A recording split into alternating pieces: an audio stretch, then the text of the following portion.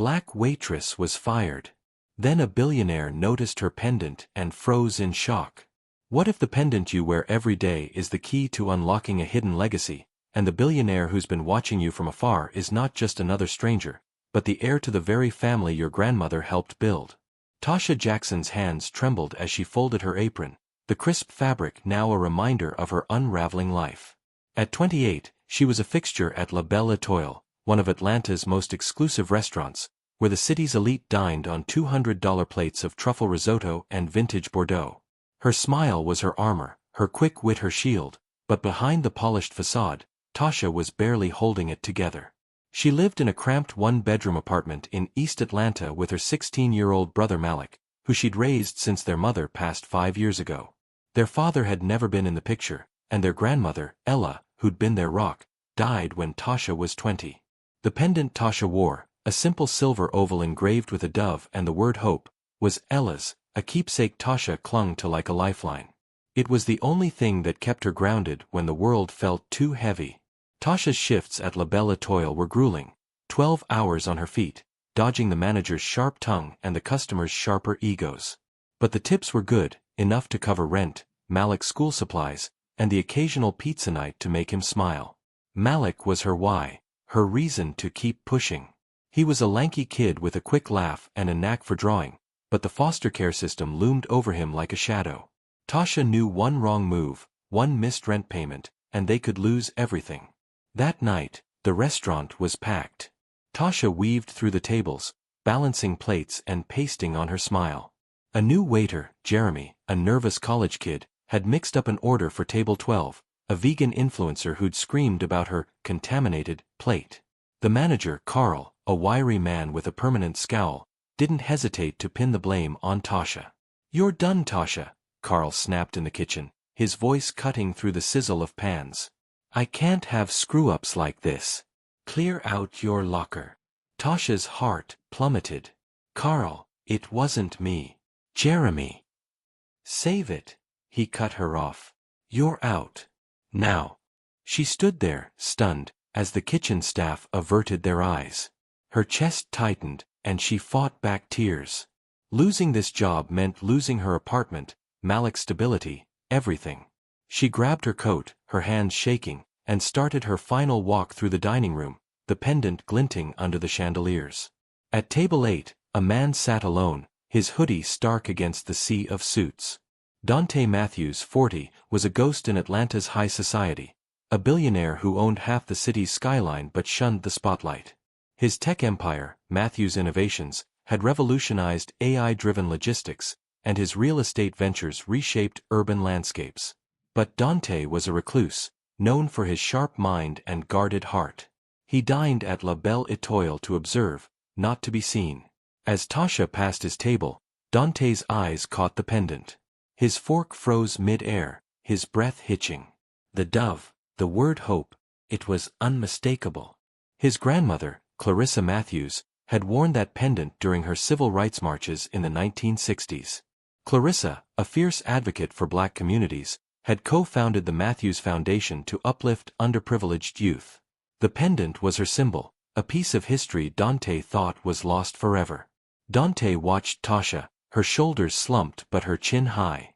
Something about her, her quiet strength, her grace under pressure, stirred him.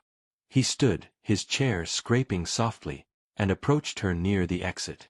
"Excuse me," he said, his voice low but commanding. "That pendant, where did you get it?" Tasha froze, her hand instinctively touching the silver oval.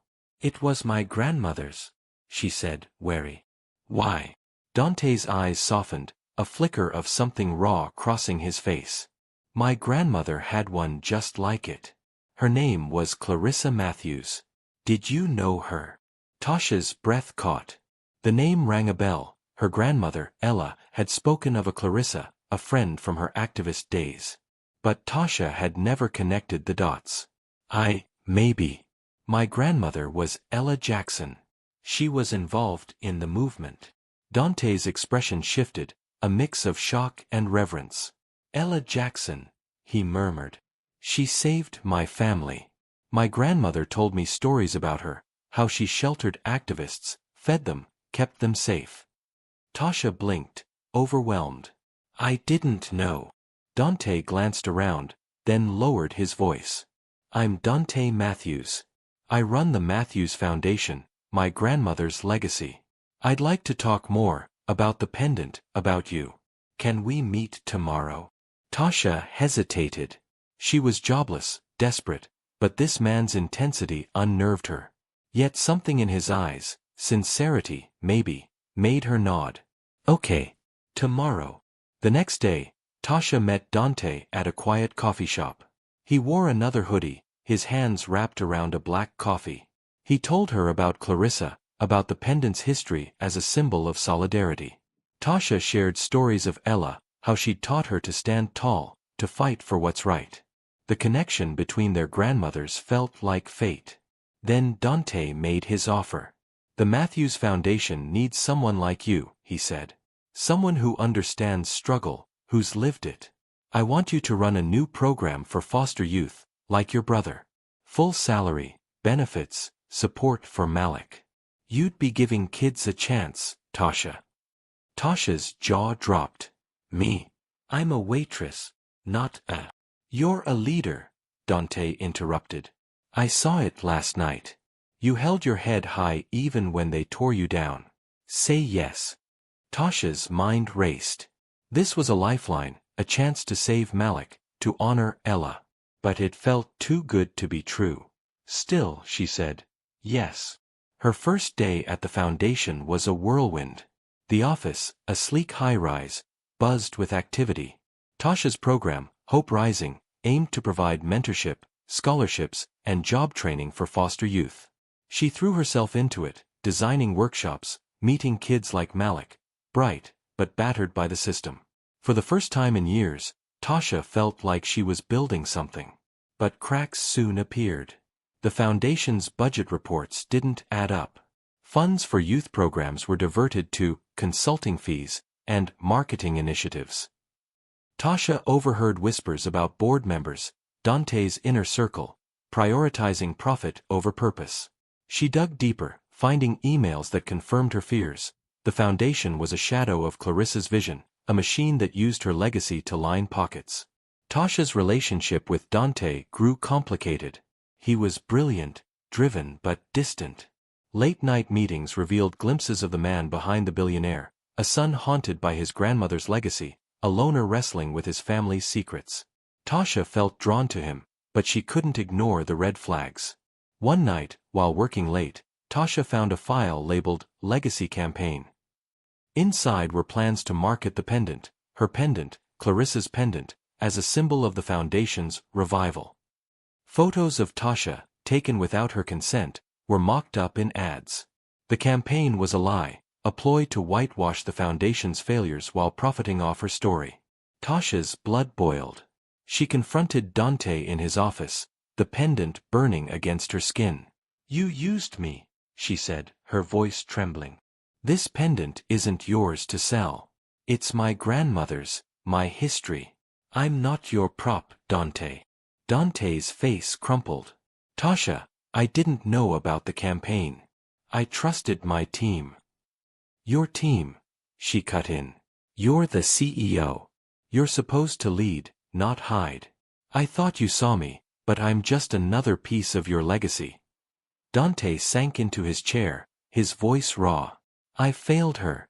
Clara, you, everyone. I thought I could honor her by keeping the foundation alive, but I was blind. I'm sorry. Tasha's heart ached, but her resolve hardened. She had a choice, walk away or fight. Tasha chose to stay. She couldn't abandon the kids in Hope Rising, or the legacy of Ella and Clarissa. She demanded transparency, audits, resignations, a community board. Dante, humbled, backed her, firing his inner circle and pledging to rebuild. The relaunch of the Matthews Foundation was a triumph. Tasha stood before a crowd of youth, families, and activists, the pendant gleaming. This isn't about me, she said, her voice steady. It's about us, our fight, our hope. We're building a future where every kid gets a chance. Malik, now a mentor in Hope Rising, beamed from the front row. Dante watched from the sidelines, a quiet pride in his eyes. Tasha had become what she'd always been, a leader, a beacon, a woman who turned pain into purpose.